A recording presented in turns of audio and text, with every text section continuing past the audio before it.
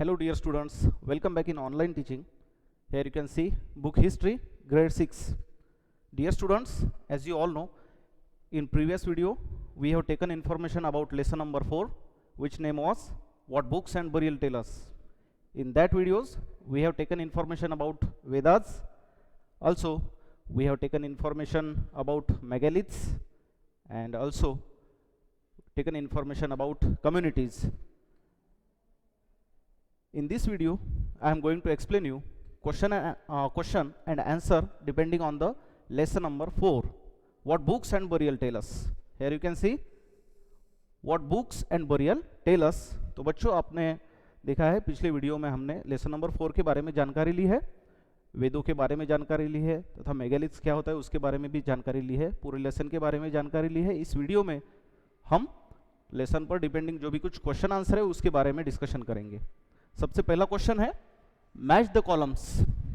जो match the columns में से आपको जो पेयर्स होती है वो पेयर्स मैच करनी होती है. यहाँ पर क्वेश्चन दिए गए हैं. इस बॉक्स, ये जो बॉक्स आप देख रहे हो यहाँ पर क्वेश्चन दिए गए हैं और नीचे यहाँ पर आंसर्स दिए गए हैं. हमें क्या करना है, इनको मैच करना है. ओके, तो सबसे पहले जो वर्ड है सूक्त. अब हमने देखा था लेसन में सूक्त किसे कहा जाता है. सूक्त यानी हाइमन्स, उसे मंत्र भी कहा जाता है, वेल सेड भी कहा जाता है. तो इसकी जो पेयर है हम यहां पर लगा सकते हैं सूक्त यानी वेल सेड. नेक्स्ट वन है कैरियोट्स. कैरियोट्स यानी रथ जो युद्ध में इस्तेमाल किया जाते थे. तो इसकी जो पेयर है या फिर इसका आंसर है वो क्या है, नीचे दिया गया है. कैरियोट्स का आंसर है यूज्ड इन बैटल्स, यानी कि बैटल्स में जो यूज होते थे जिन्हें कहा जाता था कैरियोट्स. तो इसका आंसर है यूज्ड इन बैटल्स. यज्ञ नंबर 3. यज्ञ मतलब सैक्रिफाइस, त्याग. तो इसकी जो पेयर है आपको इस सैक्रिफाइस को लगानी है. नेक्स्ट वन है दासा. दासा यानी हमने उसका मतलब देखा था, दास यानी स्लेव या फिर गुलाम, नौकर जिसे कहा जाता है. तो यहाँ पर उसका आंसर दिया गया है एज यू सी है दासा स्लेव. तो आपको यहाँ पर पेयर लगानी है स्लेव. ओके, और लास्ट वन है मेगालिथ. मतलब होता है स्टोन बोल्डर, बड़ा सा पत्थर. तो इसकी जो पेयर है आपको यहाँ पर लगानी है, यहाँ पर टिक करना है. Okay, I hope you understand this match the pairs. Now coming to the next question, question number 2. Here you can see complete the sentences. नीचे कुछ सेंटेंसेस दिए गए हैं जो कि अधूरे है, इनकम्प्लीट है. उन्हें लेसन पढ़कर या फिर स्टडी करके हमें क्या करना है, कंप्लीट करना है. सबसे पहला जो पॉइंट है ए, स्लेव्स वेर यूज्ड फॉर. जो स्लेव्स रहते थे, गुलाम रहते थे, नौकर रहते थे, उनका इस्तेमाल किस काम के लिए किया जाता था या फिर किसके तौर पर यूज किया जाता था स्लेव्स को. उसका आंसर है you can see here various kinds of work. Slaves का इस्तेमाल वेरियस काइंड्स ऑफ जो वर्क्स रहते थे, डिफरेंट टाइप्स ऑफ वर्क्स उन दिनों में, उन वर्क्स के लिए स्लेव्स यानी कि नौकर या फिर गुलामों का इस्तेमाल किया जाता था. Number B, megaliths are found in. Megalith कहाँ पर मिलते हैं. मेगालिथ मतलब बड़ा सा पत्थर, स्टोन बोल्डर जिसे कहते हैं हम. मेगालिथ्स आर फाउंड इन, कहाँ पर मिलता है मेगालिथ्स. यहाँ पर आंसर है थ्रू आउट द डेक्कन, यानी कि डेक्कन में जिसे दक्कन कहा जाता है, south India, in the north east and Kashmir. ये जो पार्ट यहाँ पर दिए गए हैं आंसर में, यहाँ पर हम मेगालिथ्स देख सकते हैं. Now question number C, stone circles or boulders on the surface were used to. यानी कि स्टोन सर्कल्स यानी कि जो बड़े बड़े पत्थर रहते थे, बोल्डर्स रहते थे, ऑन द सरफेस यानी कि जमीन पे जो बड़े बड़े पत्थर रहते थे, उनका इस्तेमाल किसके कौन से काम के लिए किया जाता था. देखिए आंसर है cover and indicate the burial places. जो बरियल प्लेस यानी जो कब्र रहती थी या फिर दफनाने की जगह रहती थी, वहां पर रखने के लिए वो जो बड़े बड़े पत्थर रहते थे उनका इस्तेमाल किया जाता था. Number D, port holes where used for. Port holes का इस्तेमाल कौन से काम के लिए किया जाता था या फिर पोर्ट होल्स का यूज क्या था. आंसर है portholes where the openings for the entering the burial places. यानी कि जो डेड बॉडी दफनाई हुई जगह रहती थी वहाँ पे एंटर करने के लिए पोर्ट होल्स का इस्तेमाल किया जाता था. यानी कि वहाँ पे एक बड़ा सा पत्थर रखा जाता था. अगर डेड बॉडी जहाँ पर दफनाई गई है वो जगह को खोलना हो तो वो पोर्ट होल्स को इस्तेमाल किया जाता था, वहाँ से वहाँ पर एंट्रेंस किया जाता था, ठीक है। नंबर ई, पीपल एट इनाम गांव एट। अब इनाम गांव का एग्जाम्पल देखा था हमने, जो एक प्लेस था उसके बारे में जानकारी ली थी। तो क्या क्या खाते थे वो लोग, देखिए फ्रूट्स में क्या खाते थे, बेर, आमला, जामुन, dates and a variety of berries. उसके बाद सीरियल्स में क्या खाते थे, seeds of wheat, barley, rice, pulses, millets, peas and sesame and also with this meat, okay. तो ये जो सारी चीजें थी उनके रोजाना के खाने में आती थी, okay. I hope you understand this. Now coming to the next question, question number 3। Let's read this question. In what ways are the books we read today different from the Rigveda. इसका मतलब होता है आज जो हम किताबें पढ़ते हैं वो ऋग्वेदा से कैसे डिफरेंस है, या फिर आज की किताबों में और ऋग्वेदा में क्या फर्क है, डिफरेंस है, okay.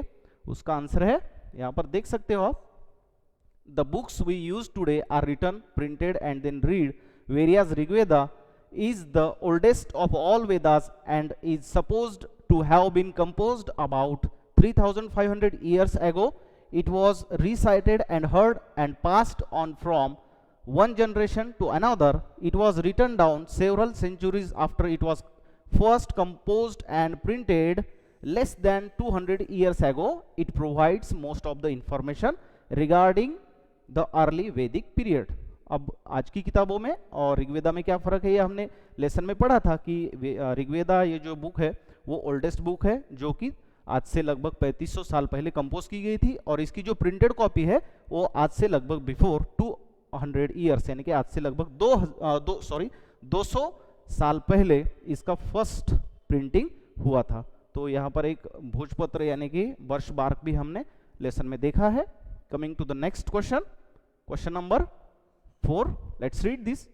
What kind of evidence, evidence का मतलब होता है सबूत, what kind of evidence from burials do archaeologists use to find out whether there were social differences amongst those who were buried. अब उन दिनों यानी कि दोज डेज जो भी कुछ डेड पर्सन्स थे, डेड बॉडीज थी जो जिनको बरीड किया गया था, उनमें लोगों में सामाजिक अंतर क्या था, या फिर क्या सामाजिक अंतर रहते थे। तो आंसर क्या आएगा, archaeologist have found burial places which help them to reconstruct the past and tell about the society. At Brahmagiri, the archaeologists have found out a skeleton buried with 33 gold beds, 2 stone beds, 4 copper bangles and 1 conch shell. Some skeletons were buried with more pots while other skeletons have only a few pots.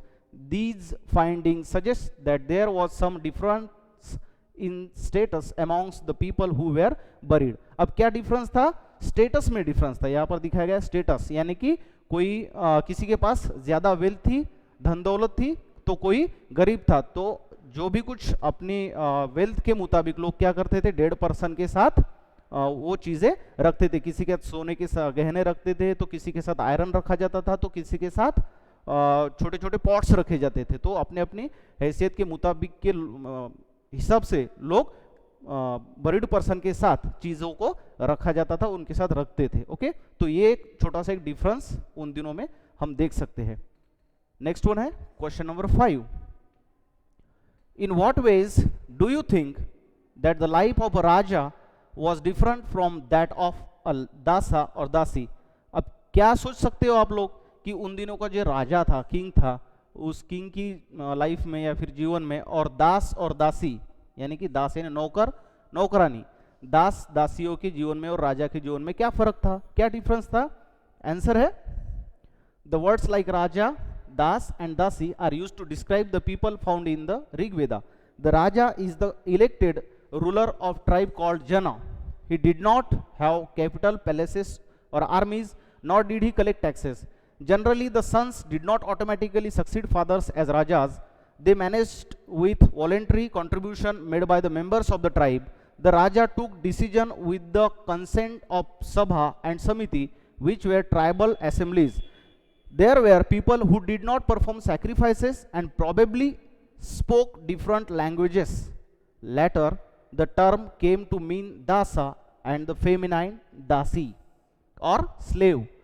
Slaves were men and women captured in the war. They were treated as the property of the owners who could make them do any kind of work they wanted. अब इसमें क्या दिया गया है कि जो भी कुछ युद्ध में मेल या फिर फीमेल यानी कि मेन वुमेन को पकड़ा जाता था, उनको दास दासी यानी कि नौकर नौकरानी के तौर पर रखा जाता था, और उन दिनों के जो लोग थे वो एक जगह पे इकट्ठा होके असेंबल होके अपना एक मेंबर चुनते थे जिसे राजा कहा जाता था, और सोसाइटी के बारे में, कम्युनिटी के बारे में अगर कोई डिसीजन लेना हो तो वो राजा उसे तय करता था, वो डिसाइड करता था कि हमें क्या करना है.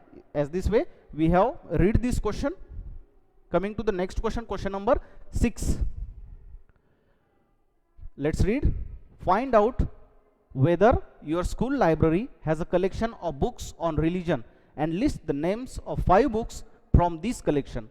आपको क्या करना है, आपकी स्कूल में जो लाइब्रेरी है वहाँ पर जाकर डिफरेंट टाइप्स ऑफ जो रिलीजन्स है, रिलीजन्स यानी धर्म, तो ये रिलीजन्स की बुक आपको वहाँ पर फाइंड आउट करनी है. और क्या करना है, list the names of 5 books from this collection. तो आपको 5 बुक्स की लिस्ट करनी है अलग अलग रिलीजन के हिसाब से. यहाँ पर एज ए एग्जाम्पल दिया है, देखिए गुरु ग्रंथ साहिब एक रिलीजन का बुक है जो कौन सी रिलीजन को बिलोंग करता है, सिख रिलीजन को बिलोंग करता है. सिखों का जो बुक्स है, सिख रिलीजन का जो बुक है वो है गुरु ग्रंथ साहिब.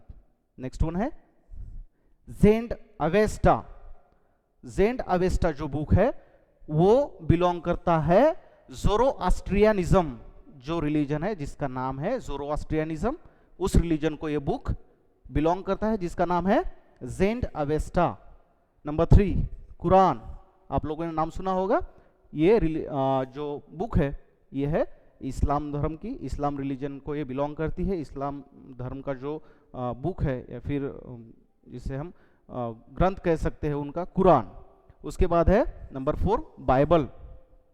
बाइबल किसका बुक है, कौन सी रिलीजन का है, क्रिश्चियनिटी, जो क्रिश्चियन है रिलीजन, उनका जो बुक है वो है बाइबल. उसके बाद है नंबर 5 ओल्ड टेस्टामेंट. ये है जुडाइज्म, जुडाइज्म जो रिलीजन है उनका ये बुक है. नंबर 6 है, अब यहाँ पर 3 बुक्स के नाम दिए गए हैं. सबसे पहले है Ramayana, number B Mahabharata, number C Bhagavad Gita. तो ये जो 3 बुक्स है ये कौन सी रिलीजन की है, ये है हिंदुइज्म, यानी कि हिंदू जो रिलीजन है इस रिलीजन की ये 3 बुक्स हम देख सकते हैं. आप लोगों ने इनको पढ़ा होगा, आप लोगों को इसकी जानकारी होगी. ओके, तो यहाँ पर ये 5-6 रिलीजन की 5-6 बुक्स दी गई है. Let's move to another question, question number 7. Write down a short poem or song that you have memorised. Did you hear or read the poem or song, how did you learn it by heart. अब आपको क्या करना है, write down a short poem, एक short छोटी सी poem लिखनी है, उसे बोलना भी है, मेमोराइज करना है, लर्न करना है. Did you hear or read the poem or song, how did you learn it by heart. एक पोएम आपको कौन सी भी लर्न करनी है. ओके, तो ये आपको खुद को ये घर पे सवाल सॉल्व करना है, आपको लर्न करना है. ओके, नेक्स्ट क्वेश्चन है question number 8. In the Rigveda people were described in terms of the work they did and the languages they spoke. In the table below, fill in the names of 6 people you know, choosing 3 men and 3 women. For each of them, mention the work they do and the language they speak. Would you like to add anything else to the description? नीचे एक box दिया गया है, उस box में आपको क्या करना है कि अलग अलग प्रोफेशन के लोगों को चुनकर उनके काम, उनकी भाषाएं, उनकी बारे में इंफॉर्मेशन लिखनी है. जैसे कि आप नीचे देख सकते हो यहाँ पर एक बॉक्स है, अलग अलग प्रोफेशन के लोगों की बारे में जानकारी दी है, यानी कि कौन से वर्क वो करते हैं, कौन सी लैंग्वेज का इस्तेमाल वो अपने काम में करते हैं. जैसे कि एग्जांपल के तौर पर एक बताता हूँ मैं आपको, टीचर इन माय स्कूल. अब फीमेल के बारे में जानकारी दी है यहाँ पर. तो टीचर का काम क्या होता है बच्चों, पढ़ाना, टीचिंग करना. लैंग्वेजेस कौन कौन से जनरली बोलते हैं वो, English, Hindi. Okay, other languages का भी इस्तेमाल किया जाता है, लेकिन यहाँ पर क्या दिया गया है, इंग्लिश और हिंदी का इस्तेमाल ज़्यादातर हम स्कूलों में करते हैं, हमारे टीचर्स लोग करते हैं. एनीथिंग एल्स, उसके उनके बारे में और कुछ जानकारी. Sometimes they act the scene with the help of the children. आपने देखा होगा कि छोटे छोटे बच्चों को पोएम्स वगैरह पढ़ाते हुए बहुत सारी एक्टिविटीज टीचर्स के द्वारा की जाती है एज दिस वे।